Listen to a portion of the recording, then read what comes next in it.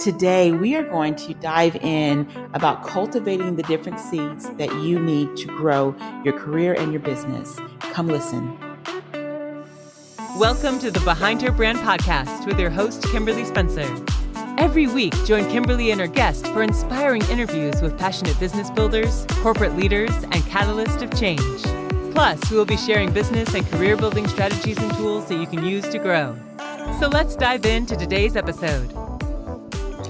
Hey everyone, and welcome back to another Behind Her Brand podcast. I'm your host, Kimberly DeShields-Spencer, and today's going to be a fun topic because I'm going to actually do something a little different than I've done in the past. Typically, I love talking about marketing and branding, positioning, profit development, all the things. But today, I'm going to go on a different direction. I was asked to do a presentation the other day, and specifically, the meeting planner asked me, can you help us look at things differently? Because I feel like sometimes what we see isn't helping us in our growth. And so I decided to come from the direction of, in the Bible, there's a parable about the sower. And if you've ever heard of this parable, you know it deals with 4 different seeds, and all the seeds accomplish different things. And as I started to share about this and relate it to the different business principles, I realized that there's so much value in understanding these 4 seeds. And I wanted to cover them with you because here's the thing. So often what happens is we hear all the good information on how to grow a business. We read all the books. We look at the blogs. We listen to the podcasts, and it doesn't seem like we're getting the type of traction that we want. And we wonder why. And that's why I wanted to cover this, because sometimes it's not about the knowledge. It's not about the information. It isn't about that. Oftentimes it's us. Like, for example, the first seed that was discussed, it talks about that the seed fell and it didn't go anywhere. And so often how I correlate this is that we can hear really amazing information. We can listen to the best speakers, podcasts, etc. But oftentimes we listen but don't get an understanding. How often have you heard some amazing content or been at an event and you're looking around and everyone seems to be getting it but you? Or you kind of feel like, okay, I don't know this terminology. This is so new to me. But if I ask this, they're going to think this, or I'm going to appear this way, or what have you. And when that happens, oftentimes you become paralyzed in your place. You don't grow. You don't move forward. You don't make all the steps that you need to make. And so that sounds like you. What I would encourage you to do is be very honest with yourself about what do you need to know specifically. Saying that you need to know how to market is still too broad. Do you need to know how to and under the marketing category, do you need to know how to do social media better? Do you need to create better engagement?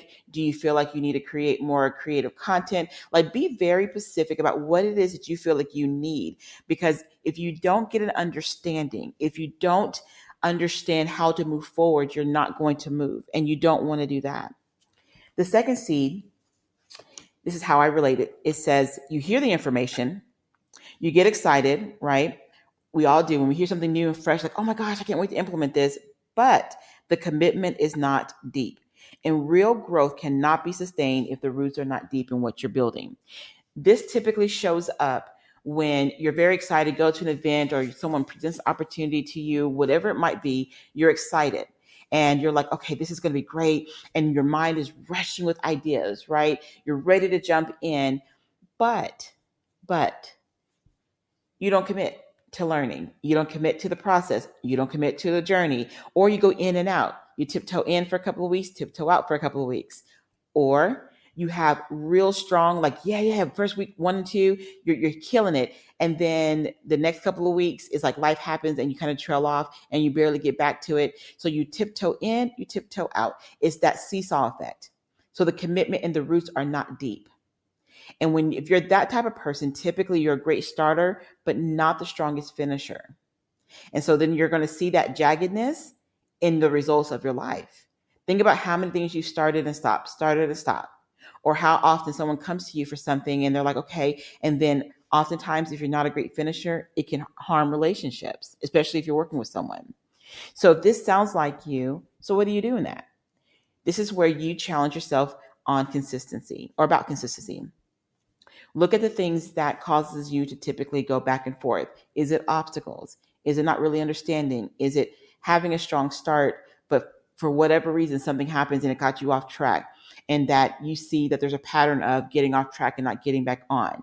So that way, if you're more aware of what keeps you off track, what happens is when that time comes again, it's in the front and center. You're thinking, okay, this happens all the time. I keep doing this. I am not going to do this again. And then you put whatever parameters you need in place so that you don't get off track. Far too often, it is so simple to do that. Life can do that to you, which leads me to the third one. You get great information. Here, same thing as I mentioned before in the other two C's. You understand it. You're excited, but your environment is not conducive for growth. What happens is life keeps happening. So how is this different than number two? Very different. Number two has lack of consistency. Okay. Complete lack of consistency. Number three, you're pretty consistent. You have good track record. You know how to do business, how to build your career. But when life happens, you completely just stop. You stall. You don't do anything. And that to me is probably one of the saddest places to be in when you have good growth, you have everything there, you have the resources, everything that you need to move forward. But when life happens, or it can be naysayers, it can be worries of life, it could be a number of different things, and it just paralyzes you. And those are the people that you always see and you say, man, they had great potential. Man, if that one thing didn't happen, they could have went all the way through. That happens to so many people. They stop. And the fourth seed is you hear all the information, you have good soil, you go through life, but you're able to keep pressing through. So what's the difference between that seed and everything else? What makes that different than anything? Let me tell you what it is. So if you find yourself in this particular place right here where, like I mentioned, life happens, but you're able to keep pressing through. Here's what I want to challenge you on. And this is where seed 4 is such an important seed, is because you know how to toil the ground. You know how to cultivate the soil that you're growing in. And this is important. If you find yourself in seed 1, seed 2, seed 3, and you jump into, and you're like, okay, I want to get to seed 4. I want to be able to grow. I want to be able to accomplish things despite life happening. You have to remember and have to know and have to work through how to cultivate your own ground. You got to water it. You got to feed it. You got to pull out the weeds. The weeds might be mindsets. It might be people. It might be things that might be vices that hold you back. Whatever the weeds are for you, you got to pull them up and keep pulling them up. You have to recognize what holds you back. So if you're asking, okay, well, how does this have to do with marketing and branding? It has everything to do with it. Here's the thing. When you recognize what you are doing, whether you're seed 1, seed 2, seed 3, seed 4, when you recognize the areas of growth that you have, but that you need in place, you will be able to address them and you'll be able to handle them very differently than you have before. If you're a seed 4 person and you're like, Kim, I do pretty well in business. I do great in my career. When life hits me, I still keep moving forward. So I don't know if I really need to do anything different. Absolutely you do. Here's the thing. No matter how well you are able to handle things, you still got to keep growing. You still got to keep toiling that soil. Things are changing at a rapid rate all around us. So never get too comfortable to not tend to your own soil. So I'm going to leave you with 3 frames of thought. First, make sure that you cultivate an environment of growth and not limitations. Okay? Whatever it is that you're building before you, think about the environment that you're in. And the environment isn't just your physical space. It's the environment of your mindset, the environment of your words. What are you speaking? What are you saying? Your ear gates. What are you listening to? What are you looking at? What is the environment that you're looking at? What is the environment that you're taking in? What is the environment? This is where people come into play that you're talking to. Think about the environment that you're growing in. And the reason why I say not to grow in limitations, so often when we're growing and building and what have you, we keep thinking we don't have enough time. We don't have the resources. Oh, I can't sign up for that coaching program. Oh, I can't go here to this retreat. Oh, I can't do this.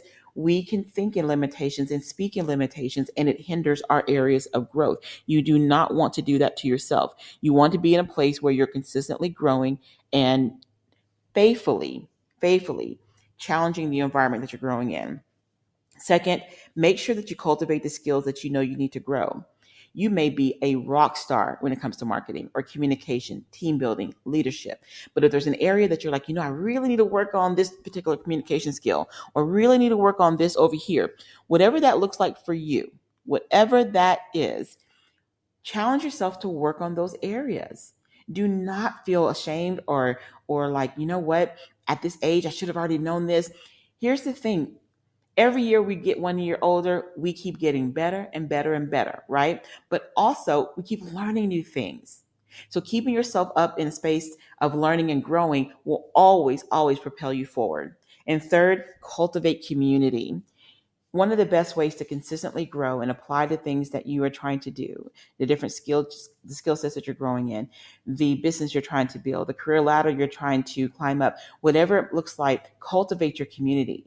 Have your community be a body of people that just not support you, but they challenge you. They sharpen you. They inspire you. They tell you the truth. Having the right people around you, and it doesn't have to be a huge group of people. It could be a small body of people. Having the right people around you will make all the difference in your level of growth. So very quickly, I'm going to recap. Are you a seed one? You get information, but you don't have the understanding. Are you seeking the understanding? Number two, do you get great information, get all the tools and everything in place? You get excited, but your roots are not that deep. You're inconsistent. You don't stay with an idea long enough to see it grow. Number three, do you hear great information, but when life hits you, it knocks you completely out? You're consistent. You're excited. You understand the information. You got the information, but life just hits you and boom. Or are you number four? You are an amazing farmer. You get the information, understand it. You're consistent, but toiling the ground. You're really great at doing that. Now, are you consistently challenging yourself to stay in that space? I want to challenge you, if you find yourself in any of these areas, any of these spaces, to grow, to commit to that journey and that process. And that sounds kind of generic, right? But here's the thing. You and I all know growing is not simple. It is not easy. It can be painful. It can stretch you. It can do all these different things. But if you're not committing to the stretching, if you're not committed to the growing, you're not committing to toiling your soil and pulling up what doesn't need to be there anymore. If you're not committed to that, you're going to stay stuck between 2 and 3, the inconsistencies and not growing where you really need to grow. So I want to challenge you to cultivate an environment for growth, cultivate your skills, and cultivate your community. Okay. So thank you again for joining us for another Behind Her Brand podcast. I am your host, Kimberly DeShields-Spencer, and I would love to invite you to join our community. Be a part of our Facebook. You can find us at Behind Her Brand. Join us on Instagram. You can find us there also, Behind Her Brand, and it has us a lowercase dash. Be a part of what we're doing. We are all about encouraging, equipping, challenging, inspiring, and supporting women on their journey of becoming who and what they are. All right, you guys have a wonderful day.